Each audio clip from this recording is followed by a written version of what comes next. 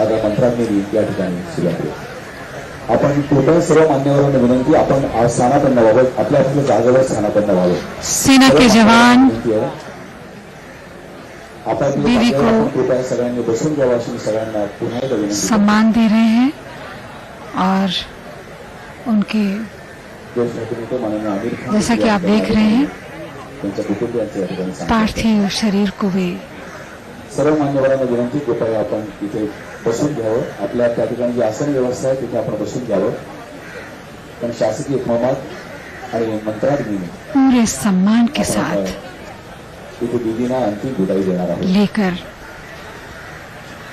उस स्थल पर आएंगे जहां आगे की क्रिया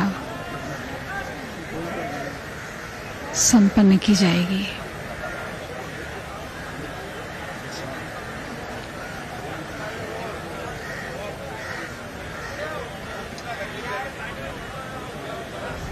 शासकीय इतमामात दीदींचं पार्थिव आता त्या ठिकाणच्या चबुतऱ्यावर तिथे आपण त्यांना अंतिम विदाई देणार आहोत. त्या ठिकाणी आप देख रहे हैं अमर रहे लता दीदी. बहुत ही अखेरचा हा पिढा बंद होतो. वेदना से भरा है ये पल. देखील असं वाटलं नव्हतं की अंतिम विदाई आपण या ठिकाणी दीदीने देतो. हे अंतिम संस्कार शासकीय इतमामात शिवतीर्थावर मावळत्या सूर्याच्या साक्षीनं पंचतत्व में सप्टेंबर 2000 विलीन होने की बेला. सप्टेंबर 29 पासून झालेला हा प्रवास आणि आज 6 फेब्रुवारी 2022 हे महाकाल कळवण्यास अनंत हात दिली गेली.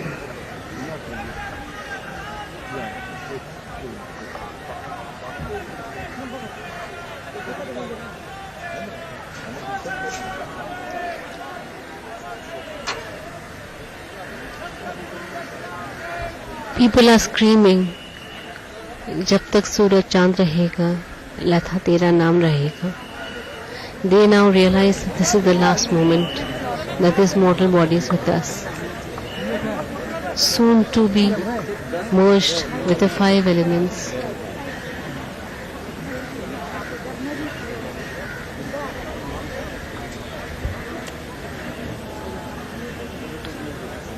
The army Jawans have laid the mortal body, and now the Pandits will take over.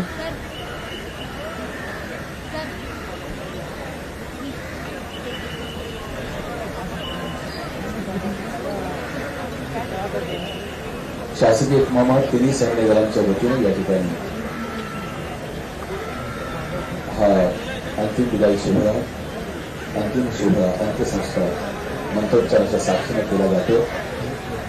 शिवतीर्थावर लता दीदींना हा अंतिम निरोप दिला जातो आणि जगभरातील सर्व संगीत प्रेमी सासू न्यायाने ती अंतिम विदाई पाहत आहेत.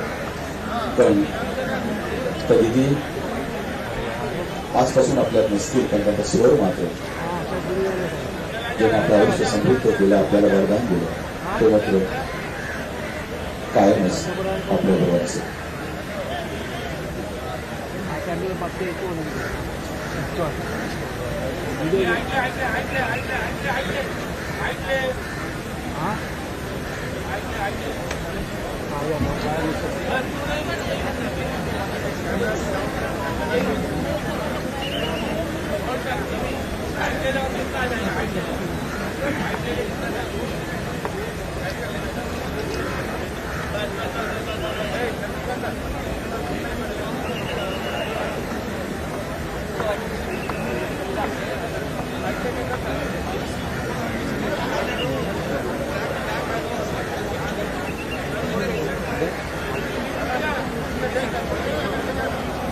बाकी सर्व मान्यवरांना विनंती, आपण आपल्या जागेवर उभा स्थानापन्न व्हावं. इतर सर्व मान्यवरांना विनंती आहे, पण मंत्राग्नी त्या ठिकाणी दिला जातो आणि शासकीय इतमामात हा अंतिम संस्कार केला जातो. बाकी मान्यवरांना विनंती आहे की कृपया आपण आपल्या जागेवर स्थानापन्न त्या ठिकाणी व्हावं.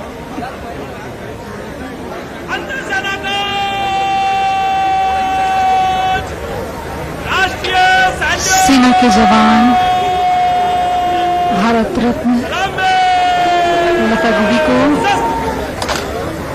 राष्ट्रीय सम्मान दे रहे हैं। आप देख रहे हैं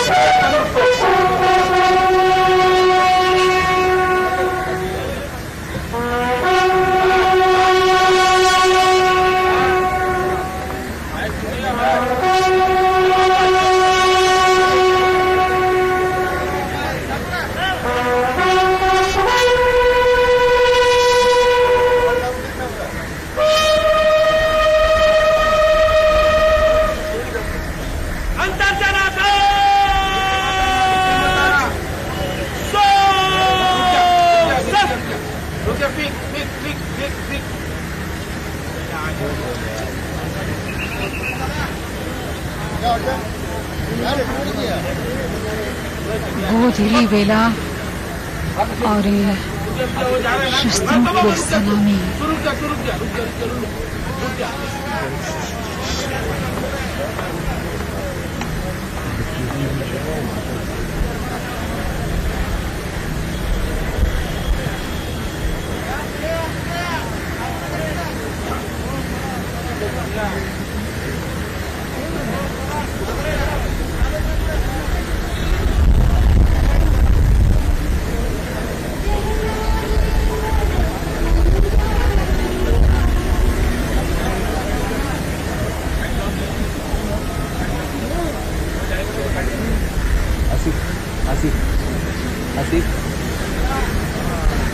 आप देख सकते हैं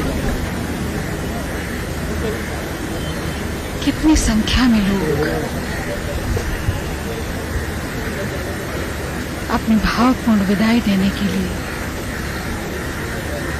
शिवाजी पार्क में एकत्रित हुए हैं।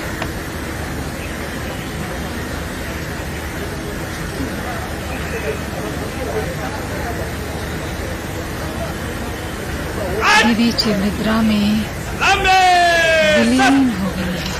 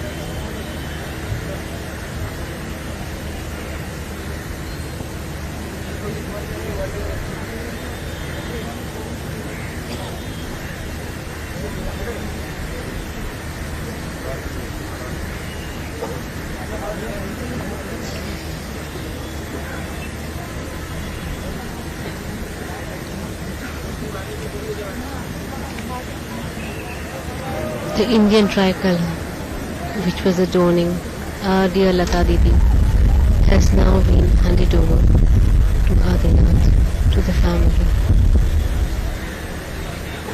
The pride of the nation. And her family is also pride for us.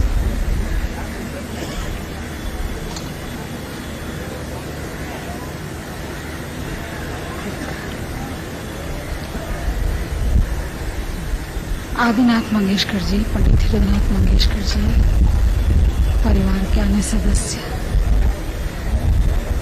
Lata Mangeshkar के अंतिम संस्कार की ये तस्वीरें सीधे शिवाजी पार्क से उनके पार्थिव शरीर पर लिपटा तिरंगा हटाया गया और अब पूरे वैदिक रीति रिवाज के साथ उनका अंतिम संस्कार होगा। इस मौके पर प्रधानमंत्री मोदी समेत देश भर की तमाम गणमान्य हस्तियां वहां मौजूद हैं। उन्हें अपनी श्रद्धांजलि देने के लिए सबने इससे पहले उन्हें श्रद्धांजलि दी और अपने अपने तरीके से देश दुनिया में लोग आज लता मंगेशकर को याद कर रहे हैं। हमारे साथ हमारे सहयोगी हैं इस वक्त सोहित मिश्रा। सोहित, इस समय अब उनका अंतिम संस्कार शुरू हो चुका है वैदिक रीति रिवाज के साथ, जैसा तस्वीरों में दिख रहा है। क्या माहौल है वहाँ, लोग क्या कहें? किसी की देखिए जो राजकीय सम्मान है वो दिया गया और अब जिस तरह से आपने भी कहा कि वैदिक वफे उन्हें अब अलविदा कहा जा रहा है। अब भी मैं आपको बता दूं कि बड़े पैमाने पर अलग अलग जगहों से जो लोग हैं उनकी भीड़ लगातार शिवाजी पार्क में अलग अलग कोनों से अंदर आते हुए नजर आ रही है। अगर आप मेरे पीछे सुन भी पा रहे होंगे, पुलिस लगातार की बजाय लोगों को काबू में करने की कोशिश कर रही है क्योंकि बड़े पैमाने पर भीड़ यहाँ पर मौजूद है और हर कोई यहीं पर रुक रहा है। वो इस क्षण में यहीं पर रुक कर देखना चाहता है और अपनी अपनी तरीके से वो लता मंगेशकर को यहाँ से विदा करने की कोशिश वो अपनी तरह से विदा कर रहे हैं। तो इस तरह का माहौल फिलहाल मुंबई के शिवाजी पार्क में है और जितने भी बड़े लोग हैं महाराष्ट्र के, वो चाहे नेता हो अभिनेता हो, हर कोई यहीं पर है और हर कोई यहाँ पे मैं आपको बता दूं कई घंटों से रुके हुए हैं और उन्हें यहाँ से विदा वो कर रहे हैं। तो यही सारी चीजें लगातार यहाँ पर चल रही हैं। लोगों को काबू करने की कोशिश किया जा रहा है। आमतौर पर रविवार के दिन मैं आपको बता दूं मुंबई की सड़कों पर भीड़ नहीं होती है, लेकिन आज कुछ माहौल अलग है। यहाँ पर भी मैं आपको बता दूं बहुत सारे लोग ऐसे हैं जिनकी आंखें नम हैं, जो याद कर रहे हैं, कुछ अपने गानों को याद कर रहे हैं, उन गानों को जिन्हें वो लगातार गुनगुनाते रहे हैं। कुछ एक परिवार के कई पीढ़ियां लगातार लता मंगेशकर को सुनते आई हैं। तो इस तरह से जो लता मंगेशकर ने लोगों को प्रभावित किया है वो आज मुंबई की सड़कों पर शिवाजी पार्क पर देखने मिल रहा है और आमतौर पर ऐसा नहीं होता है। आमतौर पर मैं आपको बता दूं यहाँ पर इतनी भीड़ बहुत कम लोगों के लिए देखने मिलती है। तो इससे भी समझा जा सकता है कि कितना महत्व रहा है लता मंगेशकर का कई लोगों के जीवन पर, किस तरह से उन्होंने वो सभी जो है उनको सुनकर बड़े हुए हैं। ऐसे शायद ही कोई रहा होगा जिन्होंने उनके गीतों को नहीं सुना होगा या उससे उन गीतों को सुनकर उन्हें कुछ अच्छा महसूस नहीं हुआ होगा। और इसलिए आज मुंबई की सड़कें भरी हुई हैं। आंखें नम है लोगों की, लोग पहुंच रहे हैं, अंतिम दर्शन कर रहे हैं और राजकीय सम्मान के साथ अभी उन्हें विदा किया जा रहा है। जिस तरह से आपने भी बताया कि तिरंगा निकाल दिया गया है और रिवाजों के जिस तरह से उनके परिवार वाले चाहते हैं उस तरह से लता मंगेशकर को अब विदा किया जा रहा है। 30 दिनों तक अस्पताल जो संघर्ष थी, पहले उनको कोविड हुआ, उसके साथ में निमोनिया भी था, उम्र की वजह से, बढ़ती उम्र की वजह से उन्हें आईसीयू में रखा गया। हालात ठीक भी हुए, जब उनकी तबीयत ठीक हुई तब उन समय के लिए वेंटिलेटर पर वो थी तो उन्हें 2 दिन के लिए वेंटिलेटर से भी निकाला गया। फिर से जब हालात बिगड़ने लगे फिर उन्हें वेंटिलेटर में रखा गया। कल की भी मैं आपको बात बताऊं, हम लोग लगातार जो अस्पताल के प्रशासन के अधिकारी हैं उनसे संपर्क में थे। कल शाम को आशा भोसले जी का भी जो बयान आया था उसमें भी वो वही कह रही थी कि वो जो उपचार है उसको वो उनका रिस्पांस आ रहा है। तो इस तरह की चीजें जो हैं लगातार कही जा रही थी, क्योंकि पिछले 29 दिनों से हम लगातार जब सुन रहे थे, ऐसे फॉलो कर रहे थे, तो हम सभी को लग रहा था कि क्योंकि उनकी तबीयत सुधर रही है तो जल्द ही स्वस्थ होकर अपने घर लौटेंगी। लेकिन फिर से अचानक से उनकी तबीयत बिगड़ गई और आज सुबह 8:12 पर उनका देहांत हो गया। और तब से ही जितने बड़े लोग हैं महाराष्ट्र के, देश के, प्रधानमंत्री नरेंद्र मोदी भी यहाँ पर आके गए। सुबह भी शरद पवार हो, और नेता हो या राज ठाकरे हो, हर कोई सुबह भी पहुंचे थे। शाम के समय भी वो यहाँ पर हैं।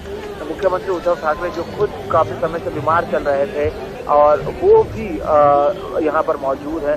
तो इससे समझा जा सकता है कि ये किसी एक पार्टी या फिर किसी केवल राजनीति की बात नहीं है, लेकिन उसका प्रभाव रहा है, हर तरफ रहा है। वो चाहे खिलाड़ी हो, चाहे हम सचिन तेंदुलकर की बात करें, जाने माने लेखक हो, यहाँ पर अभी मैं आपको बताऊं शाहरुख खान से लेकर आमिर खान हो, सभी लोग यहाँ पर पहुंचे हैं और हर कोई यहाँ पर पहुंचे उन्होंने लता मंगेशकर को अंतिम विदाई दी है। तो इस तरह से जो उन्होंने लोगों को प्रभावित किया, अलग अलग क्षेत्र के लोगों को, उसी को देखते हुए बड़े पैमाने पर, चाहे वो आम आदमी हो या खास आदमी हो, हर कोई शिवाजी पार्क की तरफ चला आ रहा है। हर किसी के आंखें नम है और हर कोई अपने अपने तरीके से उन्हें विदा कर रहा है। 92 साल की उनकी उम्र थी। आप ब्लैक एंड व्हाइट सिनेमा से शुरू करें या अभी तक आप बात कर लें, लगातार उन्होंने अपने तरीके से गीतों के जरिए लोगों के दिलों में एक जगह बनाई। पंडित जवाहरलाल नेहरू के साथ भी उनके जो वीडियोज हैं, उनकी जो तस्वीर है वो आज भी सोशल मीडिया पर छाई है।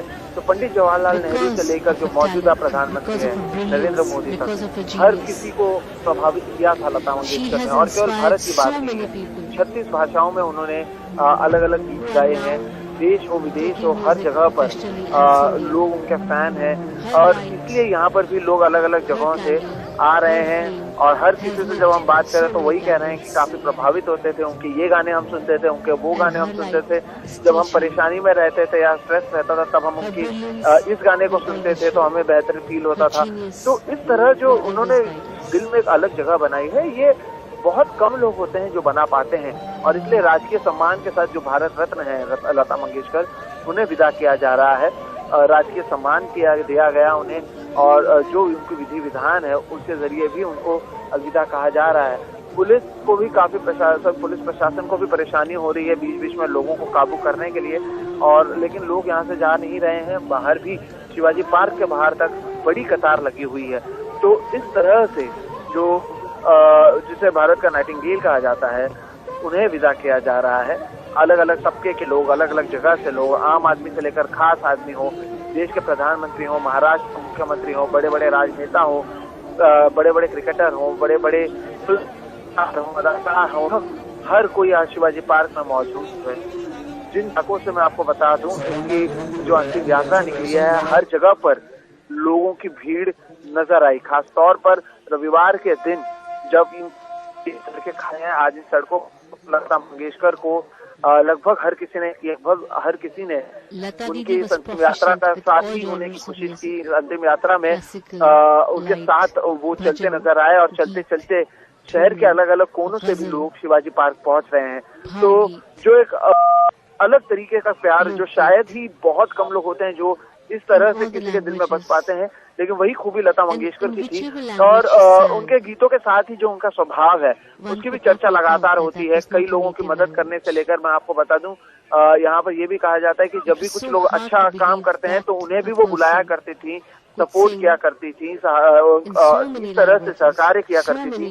तो इस वजह से भी हर किसी का एक अपनापन उससे जुड़ा हुआ था और इसलिए हर कोई, चाहे वो उसकी कोई विचारधारा हो, कुछ राजनीति हो या कुछ भी हो, वो सब छोड़कर वो सब हर कोई यहाँ पर पहुंचा हुआ है और उन्हें आज विदा किया जा रहा है। तो भीड़, मैं आपको बता दूं, मुझे नहीं लगता कि अगले 2 से 3 घंटे में भी ये भीड़ खत्म होगी, जिस तरह के यहाँ पर हालात है। और भीड़ को बीच बीच में रोक कर यहाँ पर भेजा जा रहा है, वो अंतिम दर्शन ले रहे हैं जी। मीडिया का भी जो जमावड़ा है रविवार के दिन बड़े पैमाने पर यहाँ पर मौजूद है और हर कोई नम आंखों से लता मंगेशकर को विदा कर रहा है जी। और इस वक्त अंतिम संस्कार चल रहा है सुर साम्राज्ञी लता मंगेशकर का। हमारे साथ हमारे सहयोगी प्रशांत सिसोदिया भी हैं। इस बीच हमारे सहयोगी प्रियदर्शन जो हैं, उनकी एक टिप्पणी, उनका एक लेख लता मंगेशकर पर है और जो काफ़ी कुछ सोचने पर मजबूर करता है। उन्होंने लिखा है कि सितारे रोज टूटते हैं, आज आसमान टूटा है।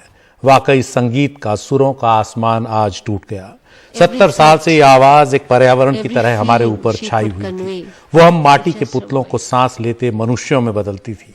इस आवाज की संगत में हम पहचान पाते थे कि हमारे पास एक दिल है जो धड़कता है, प्रेम करता है, मायूस होता है, रिश्ते निभाता है, रिश्तों के लिए जान देता है, उदास होता है, उदासी से उबरता है, अपने देश को जानता है, अपनी दुनिया को पहचानता है और खुद को उस आवाज में बहने के लिए छोड़ देता है।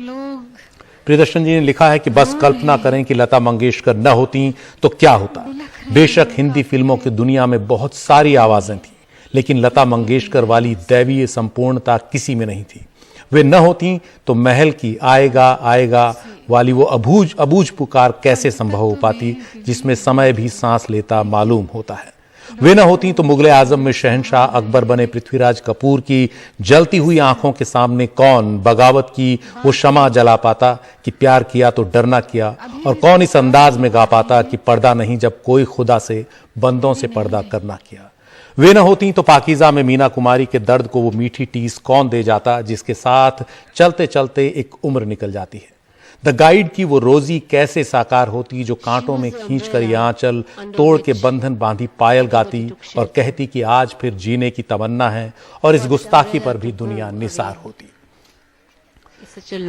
आगे लिखते हैं प्रियदर्शन जी का ये लेख बहुत ही शानदार है। उन्होंने बिल्कुल लता मंगेशकर को जिस तरह से लिखा है, उन्होंने कहा है कि लता मंगेशकर न होती हमारी मधुबाला, मीना कुमारी, वहीदा रहमान, वैजंती माला, नूतन, नरगिस, सायरा बानो, शर्मिला टैगोर, जया भादुड़ी, रेखा, हेमा मालिनी, काफी कुछ अधूरी रह जाती। वे न होती तो हमारे मुकेश, मोहम्मद रफी, किशोर कुमार, तलत महमूद, हेमंत कुमार और महेंद्र कपूर कितने अकेले लगते। सुरैया, गीता दत्त, शमशाद बेगम, आशा भोंसले और सुमन कल्याणपुरी तक कितनी इकहरी जान पड़ती। और लता मंगेशकर न होती तो हिंदुस्तान की लड़कियां कैसी होती। इस आवाज ने हिंदुस्तान की लड़कियों को गढ़ा, जिस दौर में वो घरों से निकल नहीं सकती थीं, बचपन में ब्याह दी जाती थीं, उम्र भर पति की इच्छाएं पूरी करने में गुजार देती थीं और बुढ़ापे में अपनी बीमारी की उपेक्षा करती हुई एक दिन गुजर जाती थीं। उस दौर में उन्हें लता मंगेशकर के गीतों ने जीने के बहाने दिए, जीने की वजह दी, जीने लायक तसल्ली और राहत दी, जीने का सलीका भी दिया। इन गीतों के सहारे वे चुलबुरी बहनें बनी, प्यारी भाभियां बनी, ममतामयी माएं बनी, आज्ञाकारी बेटियां और बहुएं बनी। इन्हीं गीतों के बीच उन्होंने शादियों और होली दिवाली के त्योहारों के सुख लिए, और इन्हीं गीतों की छाया में उन्होंने प्रेम करना, विद्रोह करना और घरों से भागना भी सीखा। ये हिंदी सिनेमा न होता और उसमें लता मंगेशकर के गीत न होते तो हमारी स्त्रियों की दुनिया शायद उतनी जीवंत और बहुरंगी न होती जितनी आज है। लता बस लता नहीं थी, एक विशाल छतनार वृक्ष थी जिसके साए में हिंदी फिल्मों के संगीत का सुनहरा दौर परवान चढ़ा। कई असंभव लगती धुनें सिर्फ उन्हीं की वजह से जैसे संभव हो पाई। वो बहुत हल्के सुरों में भी उठान भर देती थीं और बहुत ऊंचे सुरों को भी अपनी पकड़ में बनाए रखती थीं। मुश्किल से मुश्किल गीत उनके कंठ में सहज पुकार होकर रह जाते थे। यह शास्त्रीयता का संधान करती और लोक का रस लेती आवाज थी। यह भी एक वजह थी कि उनके गीत हमें गीत नहीं जीवन का किस्सा लगते। और कितनी कितनी पीढ़ियों को लता बनाती या बिगाड़ती रही। फिल्मी गीतों की दुनिया में उनका प्रवेश जिंदगी की मुश्किलों के बीच हुआ था। बचपन में उनका नाम लता नहीं हेमा हुआ करता। संगीतकार पिता दीनानाथ मंगेशकर के असमय निधन के बाद 14 साल की उम्र में उन्हें पैसे कमाने के लिए माइक के सामने खड़ा होना पड़ा। उन्हें अपने से छोटी 3 बहनों मीना, आशा और उषा मंगेशकर के अलावा सबसे छोटे भाई हृदयनाथ मंगेशकर का भी ख्याल रखना था। आने वाले वर्षों में ये सब अपने ढंग से बड़े नाम हुए, लेकिन जो शुरुआत थी उसे एक लंबा सफर तय करना था। ये प्रियदर्शन जी ने लिखा है और आगे मैं इसको पढ़ता हूं।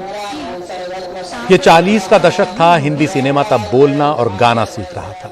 उसके बाद वे जैसे लगातार गाती गाती गाती चली गई। उनकी आवाज में लगातार निखार भी आता रहा। शुरुआती दशकों में वो एक बहुत महीन और स्त्रैण आवाज थी जिस पर कुछ प्रभाव दूसरों का भी था, लेकिन धीरे धीरे वो स्वतंत्र और खिली हुई आवाज में बदली। 50 और 60 के दशकों में गाए उनके गीत इस आवाज की सबसे खूबसूरत चढ़ान के बीच बने। मोहब्बत, बगावत, आजादी, देशभक्ति सब इस आवाज में साकार होते रहे।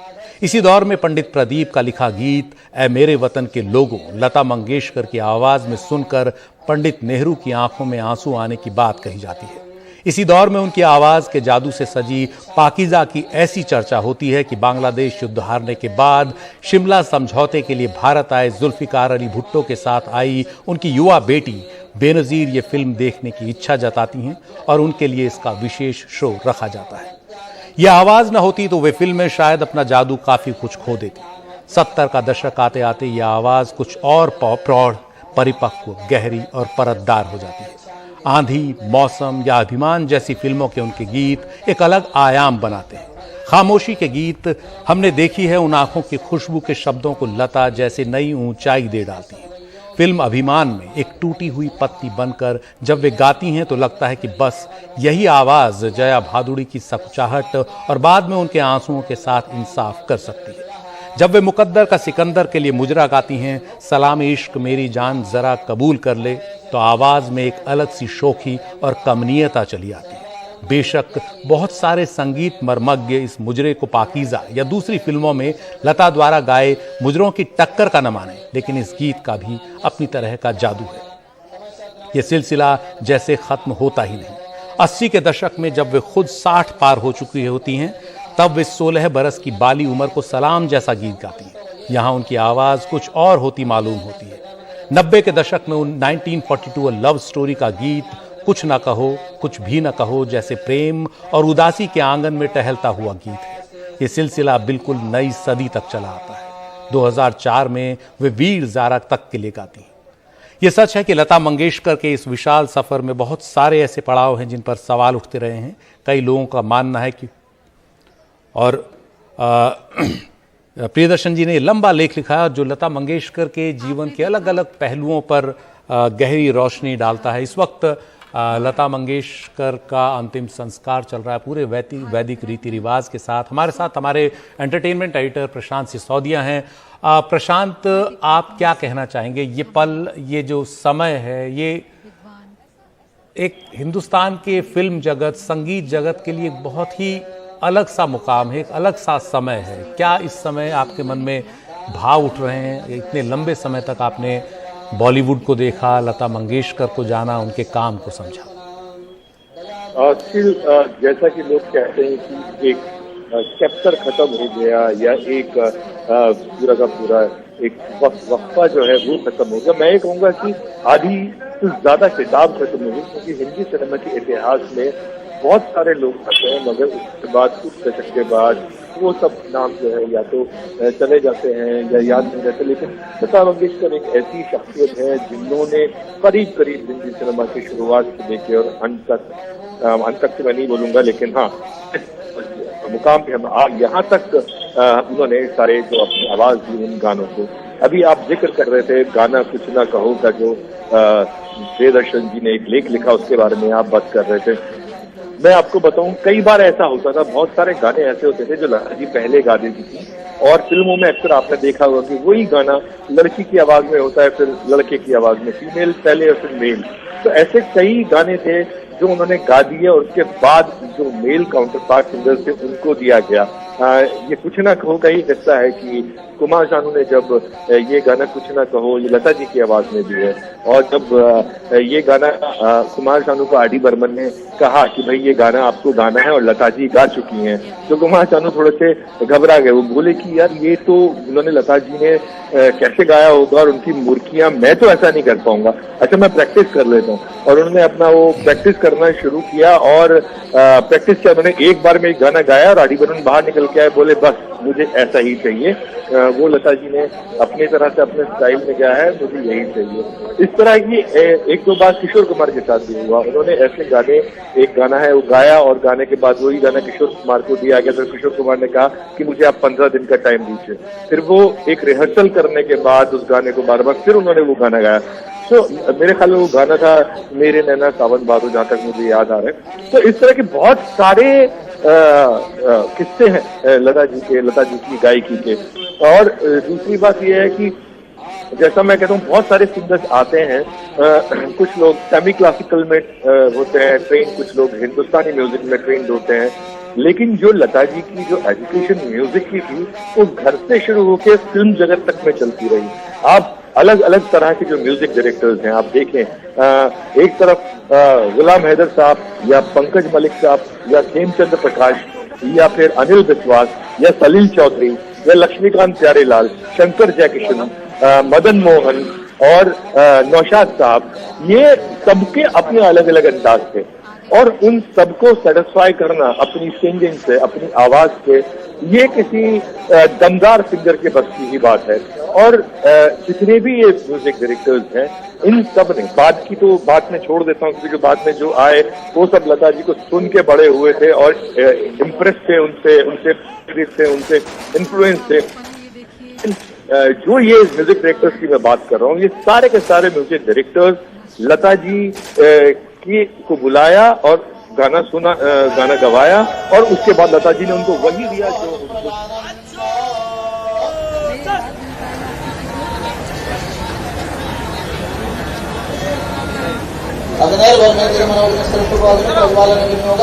This is truly a heartbreaking moment, not only for the family, but for all of us.